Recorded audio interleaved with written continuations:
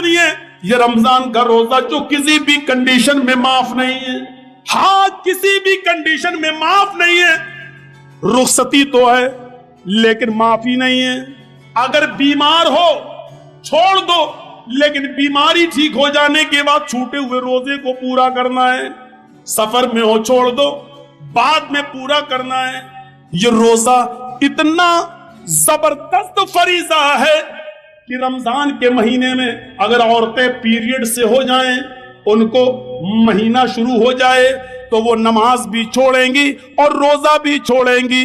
5 दिन 6 दिन जितनी जिस औरत की आदत है उतने दिन नमाज नहीं पढ़ेंगी, उतने दिन रोजा भी नहीं रखेंगी।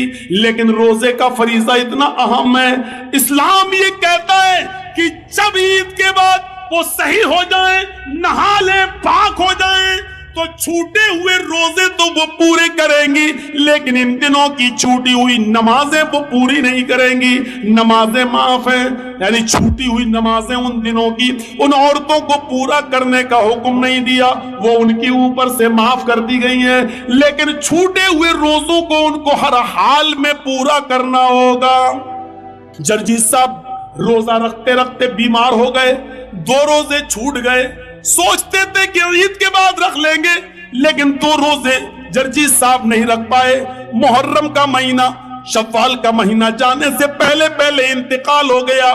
जर्जी साहब के जो 2 रोजे छूट गए हैं, इनको पूरा रखना था, बीमारी की वजह से छूटे, इनको पूरा रखना था दूसरा साल रोजा आने से पहले पहले, लेकिन इंतकाल हो गया।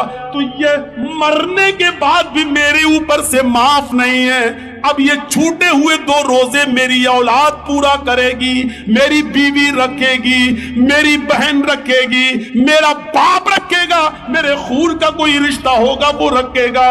गौर कीजिए, ये इतना जबरदस्त फरीजा है ये रोजा जो किसी भी कंडीशन में माफ नहीं है।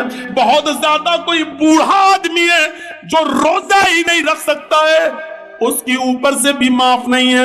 हर रोजा नहीं रखेगा, लेकिन हर एक दिन के रोजे के बदले में माले फिदिया देगा।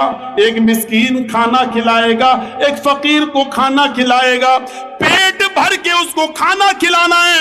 अब चाहे तो 30 दिन का इकट्ठा उसको दे दे, या 30 दिन अपने घर में बुलाकर खिलाए, या 30 दिन के खाने का राशन उस गरीब आदमी के घर में पहुंचा दे। लेकिन राशन पहुंचाने से पहले समझ लेना, सिर्फ चावल पहुंचाओगे तो नहीं चलेगा। राशन जब पहुंचाओगे तो 30 दिन का पूरा राशन पहुंचाना पड़ेगा। यहां उसमें दाल भी शामिल है, चावल भी शामिल है, सब्जी भी शामिल है, यहां तक कि तेल और मिर्च मसाला, यहां तक कि नमक, यहां तक कि चूल्हे में जलने वाली लकड़ियां भी उसमें शामिल है। ये पूरा का पूरा खर्चा आपको 30 दिन के रोजों का उसको देना पड़ेगा। ये रोजा इतना बड़ा फरीजा है जो किसी भी कंडीशन में माफ नहीं है मेरे भाइयों। लेकिन इस्लाम ये कहता है, जर्जी साहब बीमार हैं, जर्जी साहब रोजे से हैं, जर्जी साहब के बगल में पड़ोस में राधे कृष्णा नाम का आदमी रहता है, उसका बेटा बीमार है, उसको ऑपरेशन की जरूरत है। डॉक्टर ने कह दिया अर्जेंट, 1 बॉटल खून की जरूरत है, 1 बॉटल ब्लड की जरूरत है। उसके ग्रुप का ब्लड चाहिए, उसके ग्रुप का ब्लड नहीं मिल रहा है। जर्जी साहब का ब्लड ग्रुप वही है जो उस हिंदू लड़के का है। इस्लाम ये कहता है उसकी फौरन जान बचाने के लिए जर्जी साहब आप फौरन हॉस्पिटल जाइए, 1 बॉटल ब्लड दीजिए और जल्दी से उसको चढ़वाइए और उसकी जान बचाइए। जर्जी साहब कहने लगे 1 बॉटल खून देंगे तो रोजा टूट जाएगा। इस्लाम ये कहता है कि यहाँ पर किसी की जान बचाने के लिए अपने रोजे को तोड़ दो।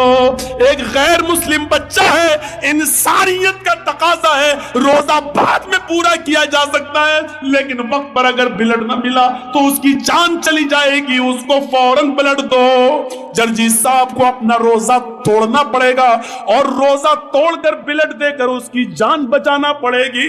मीडिया वालों लिखो और बयान दो, इस्लाम ये शिक्षा देता है, इस्लाम ये तालीम देता है। तुम्हारी तरह नहीं कि राम का नाम बदनाम करो, पेड़ से बांध दो, जय श्री राम के नारे लगाओ, मस्जिदों से भी गुजरो तो राम का नाम लगाते हुए गुजरो, ये नारा लगाते हुए सुनो।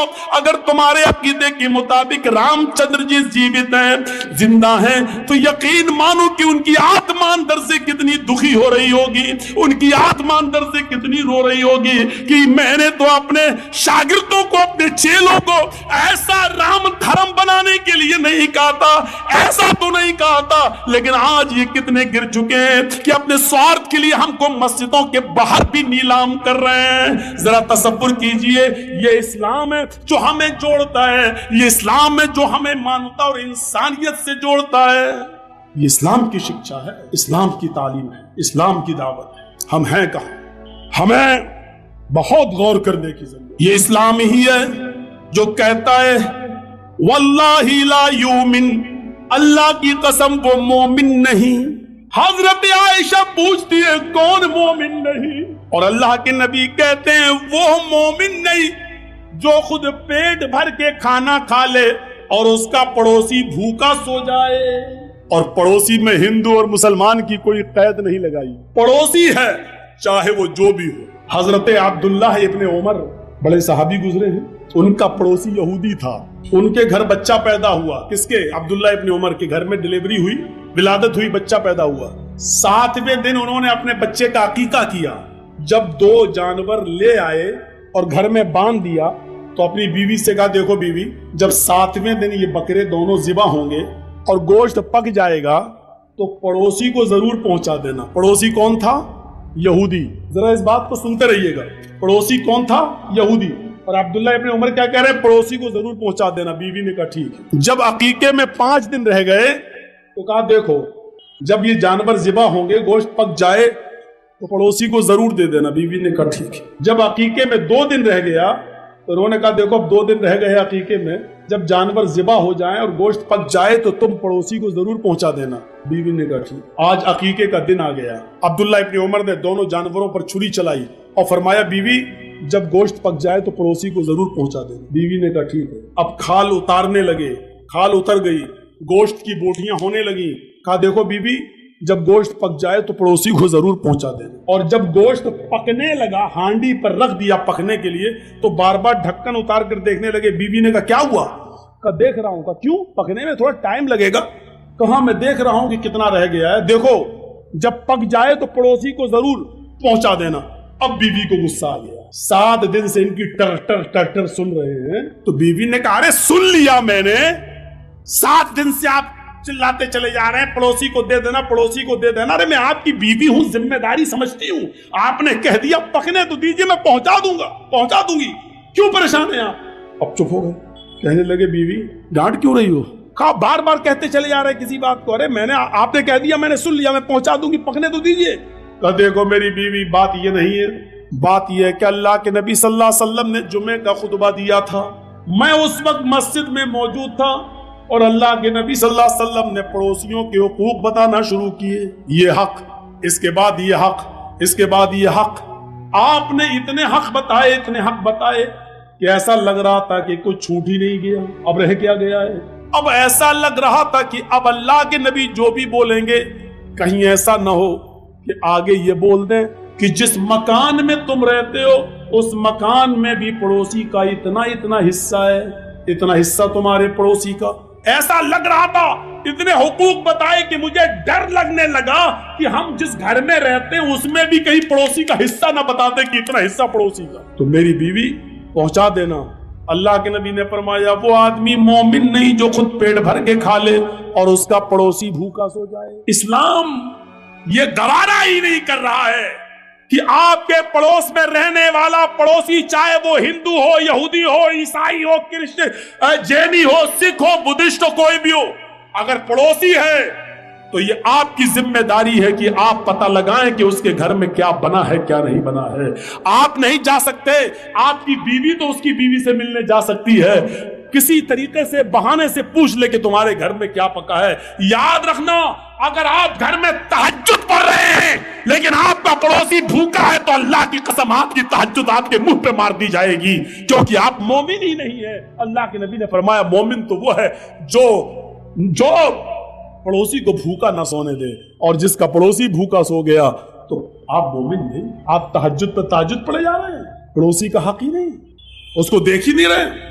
इसीलिए इस्लाम ने अपनी इनकम का एक हिस्सा फिक्स कर दिया है, ज़कात। ज़कात 85 ग्राम अगर आपके पास सोना है तो आप पर ज़कात है, या 595 ग्राम सोना, जिसको हमारे यहां बोला जाता है 52.5 तोले चांदी, 52.5 तोले चांदी, 52.5 तोले चांदी का वजन अरब के हिसाब से 595 ग्राम अगर चांदी है तो आपके ऊपर ज़कात फर्ज है। 595 ग्राम चांदी नहीं है, लेकिन 595 ग्राम चांदी के बराबर आपके पास कीमत है, पैसा है, और आप उस पैसे के मालिक हैं, और उसके ऊपर 1 साल गुजर चुकी है तो उसके ऊपर ज़कात है, 2.5% आपको देना पड़ेगी। ये एक सिस्टम बना दिया। 85 ग्राम, अब मान लीजिए 7.5 तोले सोना, यानी 85 ग्राम सोना। मान लीजिए कि जर्जी साहब की बीवी गई और एक सोने का हार खरीद के लाई, और उसने कहा 85 ग्राम यानी 7.5 तोले का मुझे हार दे दीजिए और पैसे देके चली आई। लेकिन ये 85 ग्राम सोने का हार 21 कैरेट सोने का है। सोने में वो होता है ना, 24 कैरेट का है कि 22 कैरेट का है या 21 कैरेट का है, तो जिस सोने पर ज़कात है वो 24 कैरेट का सोना होना चाहिए, यानी प्योर।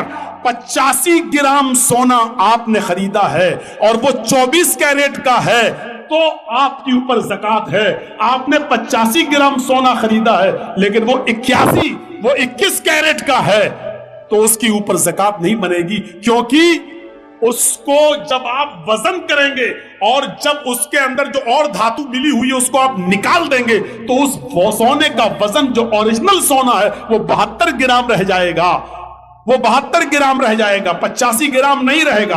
क्योंकि 21 कैरेट का अगर 85 ग्राम सोना है तो 24 कैरेट के हिसाब से वो 72 ग्राम सोना बनता है, तो 72 ग्राम सोने पर ज़काती नहीं है, ओरिजिनल सोना होना चाहिए आपके ऊपर, आपके पास 85 ग्राम। एक बात और याद रखिएगा, आप रमजान में ज़कात देते हैं, ठीक है, बहुत से लोग अंग्रेजी हिसाब से ज़कात देते हैं। भाई कोई सर्विस करते हैं, उनको तनख्वाह, उनका साल भर का हिसाब मार्च में होता है, तो वो मार्च ज़कात के लिए कोई रमजान का महीना शर्त थोड़ी है। साल में एक बार ज़कात फर्ज है, साल में एक बार जब ज़कात फर्ज है तो सुन लीजिए, साल में एक बार ज़कात फर्ज है, वो अरबी महीने के हिसाब से। अब आप अंग्रेजी महीने के हिसाब से ज़कात देंगे तो कितनी देंगे? ज़कात बहुत अहम मसला है, 1 रुपया भी आप मारेंगे तो फंस गए। ज़कात आप मार्च में दे रहे हैं, हर साल मार्च में देते हैं, तो अरबी साल होता है 355 दिन का और अंग्रेजी साल होता है 365 दिन का, 10 दिन बढ़ गए। आप जब अंग्रेजी के हिसाब से साल में एक बार ज़कात निकालते हैं तो आपकी ज़कात 2.5% नहीं निकलेगी, आपकी ज़कात थोड़ी सी बढ़ जाएगी। अब आपकी ज़कात बनेगी 2.577%। समझ रहे हैं ना?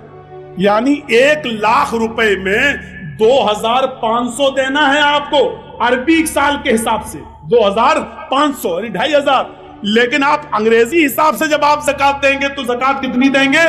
2,577 रुपए, यानी 77 रुपए ज्यादा देना पड़ेगा, क्योंकि 10 दिन बढ़ गए हैं, उसकी ज़कात आपको अलग निकालना पड़ेगी। 2.577। कहां हैं आप? इस्लाम ने इतना भी हक नहीं मारा है किसी गरीब का, यहां तो सबके हक मारे बैठे हैं। ज़कात पूछो कितने लोगों ने दी होगी, तो अभी देखिए मौलाना रमजान में बहुत लोगों को ज़कात दी है। कितनी दी है? क्या आप अपने माल की पूरी ज़कात अदा करते हैं? हिसाब किताब ही नहीं रख पाते होंगे पूरा। हजरत अबू बकर सिद्दीक को एक सहाबी ने बकरी दे दी थी, ये लीजिए मेरी 40 बकरियां, एक बकरी ज़कात में बनती है, ये लीजिए। हजरत अबू बकर सिद्दीक बकरी लेने के बाद कहने लगे, अल्लाह के नबी को भी तुमने एक बकरी दी थी? कहां दी थी? आप ही तो आए थे नबी के साथ। कहां में आया था? उस वक्त भी 40 बकरी थी, आज भी 40 बकरी है, पहले भी मैंने एक बकरी दी थी, आज भी एक बकरी मेरे ऊपर ज़कात बनती है।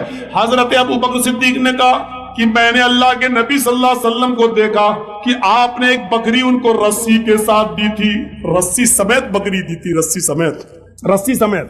और आज आप मुझे बकरी दे रहे हैं, रस्सी आपने अपने पास रख ली।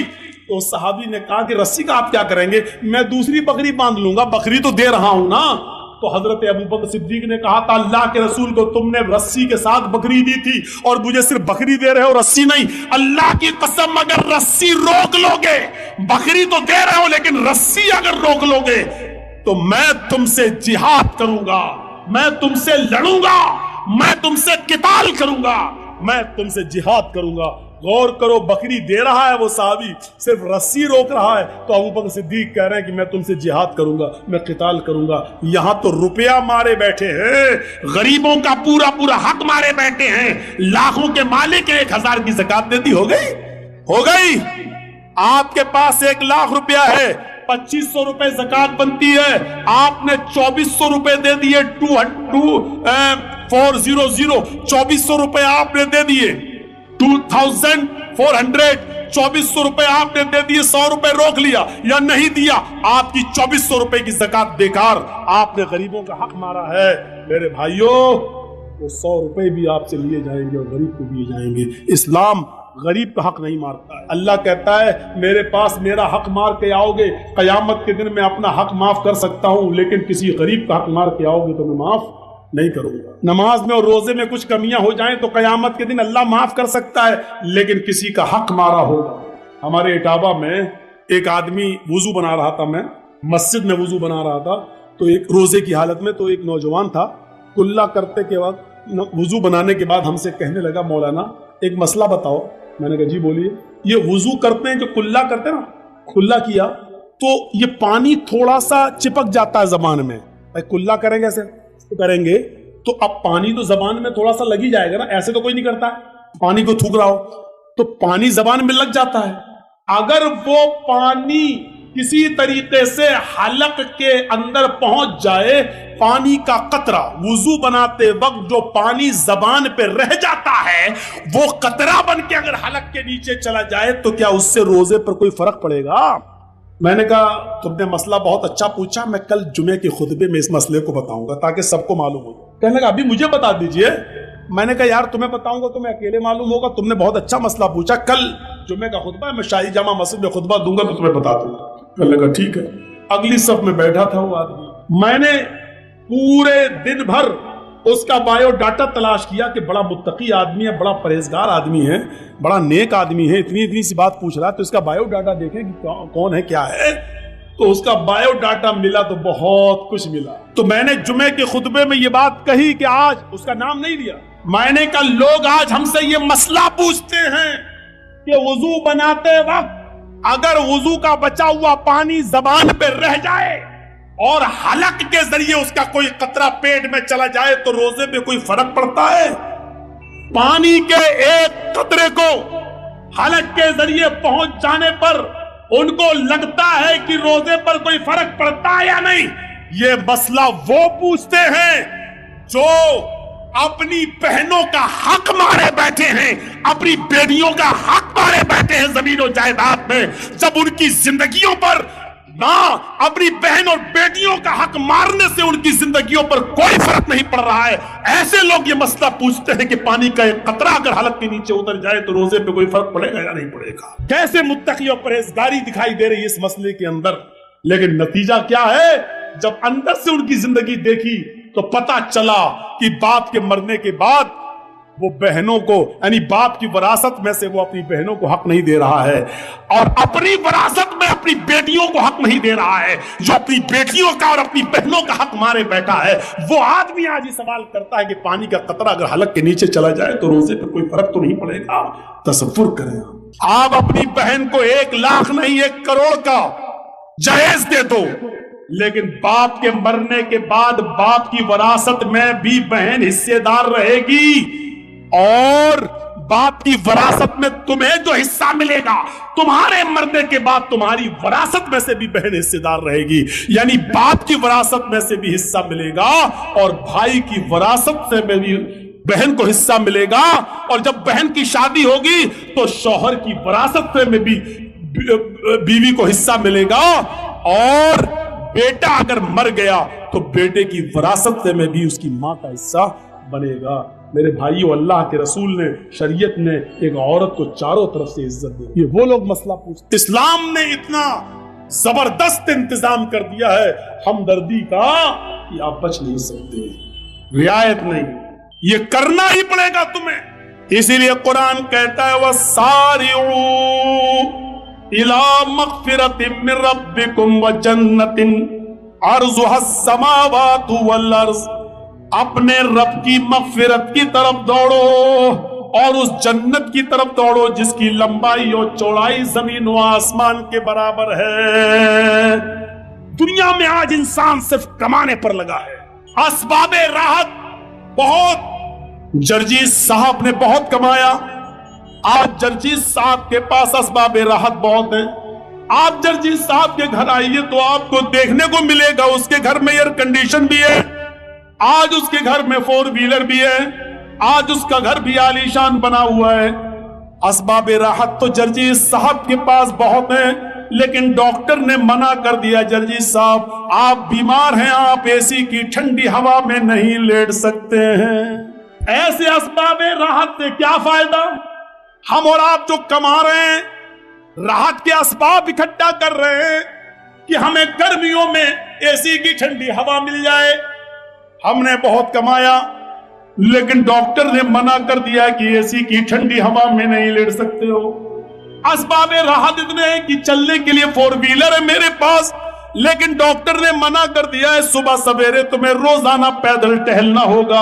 अगर पैदल नहीं टहलोगे, कुछ दूर 2-3 किलोमीटर रोजाना चहलकदमी नहीं करोगे तो तुम्हारे पैर जाम हो जाएंगे। तुम्हें जरूरी है अपने आप को स्ट्रांग रखने के लिए तुम्हें पैदल चलना पड़ेगा। तरह तरह की मिठाइयां रखी हुई है, रसमलाई रखी हुई है, रसगुल्ला रखा हुआ है, छेना रखा हुआ है, बेहतरीन मिठाई है। जरजीस साहब ने बहुत कमाया है, असबाबे राहत है, इसी चीज के लिए तो कमा रहे थे कि अच्छा खाएं अच्छा पिए, लेकिन डॉक्टर ने मना कर दिया है तुम्हें शुगर 400 पार हो चुकी है, लिहाजा तुम ये मिठाई नहीं खा सकते हो। गौर कीजिए, जरजीस साहब ने इतना कमाया, इतना कमाया, इतना कमाया कि मेरा बेटा नीट नहीं कर पाया तो प्राइवेट तरीके से हमने उसको किसी स्कूल में एडमिट किया, मेडिकल कॉलेज में भर्ती किया। 50 लाख रुपए देकर मैंने, 80 लाख रुपए देकर मैंने MBBS में उसका एडमिशन करा दिया। बच्चे पढ़ जाएंगे, लिख जाएंगे, अपना कमाएंगे, खाएंगे, अच्छा रहेगा। बहुत ज्यादा असबाबे राहत हमने सोच लिया था। बच्चा हमारा पढ़ लिख कर बहुत बड़ा डॉक्टर बन गया, वो अमेरिका में या लंदन के अंदर डॉक्टरी भी करने लगा। उसने वहीं पर किसी अंग्रेज औरत से शादी भी कर ली। बड़े फख्र से एक साहब कहने लगे, जरजीस साहब मैंने अपने बेटे को बहुत पढ़ाया लिखाया, आज मेरा बेटा अमेरिका में डॉक्टर है। मैंने कहा वो तुम्हारा पूरा पूरा ख्याल रखता होगा, वो तुम्हारा सर भी दबाता होगा, वो तुम्हारा पैर भी दबाता होगा।